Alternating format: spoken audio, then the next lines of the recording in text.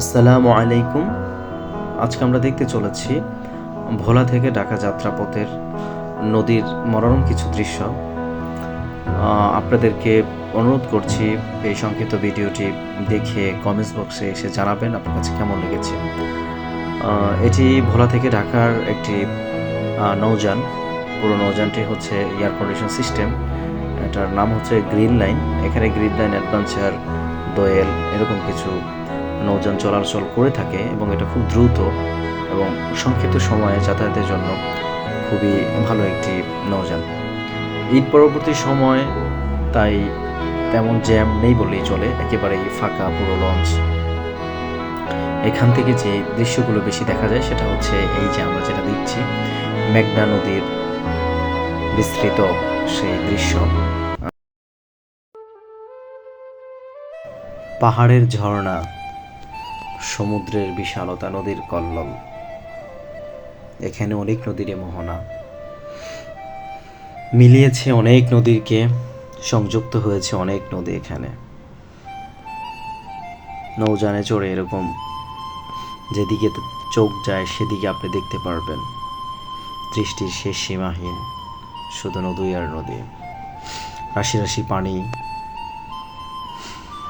জাহাজের যান্ত্রিক ব্যবস্থায় পানি এরকম আন্দোলিত হচ্ছে এবং জাহাজ থেকে এরকম অদূরে দেখা যায় আরও ছোট ছোট অনেকগুলো জাহাজ, যেগুলো মালবাহী শহর থেকে গ্রামে যাচ্ছে কিংবা গ্রাম থেকে শহরে।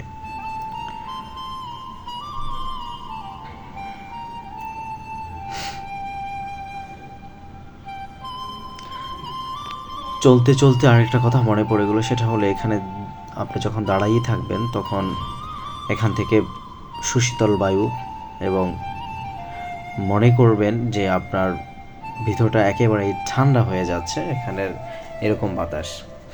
আসলে আমার মতো এখানে অনেকেই এই মুহূর্তে দাঁড়িয়ে দাঁড়িয়ে এই দৃশ্যগুলো দেখছে, আমিও দেখার চেষ্টা করছি। পাশাপাশি আমি চাচ্ছি এটাকে ক্যামেরাবন্দি করে যারা সচরাচর লঞ্চ চলাচলে অভ্যস্ত না বা যাদের গ্রামের বাড়ি থেকে শহরে যাতায়াতের পথে লঞ্চ চলাচল পড়ে না, তারা যেন এই বিষয়গুলো দেখতে পায়। যদিও এখন অনেক ট্রাভেলার আছে যারা ভ্রমণ পিপাসু, তারা বিভিন্ন জায়গায় রাঙ্গামাটি, খাগড়াছড়ি সহ বিভিন্ন জায়গাতে যাওয়ার পথে এরকম লঞ্চ ভ্রমণ করে থাকে। তবে আমরা বেসিক্যালি আমাদের নিজস্ব যাতায়াতের জায়গাতেই এরকম ভ্রমণ করে থাকি। আমাদের স্পেশালি অন্য কোথাও যে এই আনন্দর প্রয়োজন হয় না। এখানে একটা ছোট ডিঙি নৌকা যেটা এই পানির সাহায্যে এই গ্রিন লাইনের সাথে চলে আসছে খুব দ্রুত।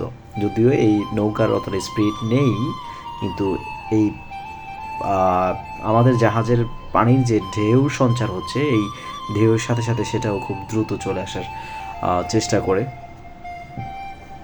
এবং খুব দীর্ঘ সময় ধরে এই নৌকাটি আমাদের সাথে আছে। আমরাও তাদেরকে হাত নাড়িয়ে বিদায় জানাচ্ছি, তারাও আমাদের এই বিদায়ের দৃশ্যগুলো উপভোগ করছে, তারাও আমাদেরকে বিদায় জানাচ্ছে।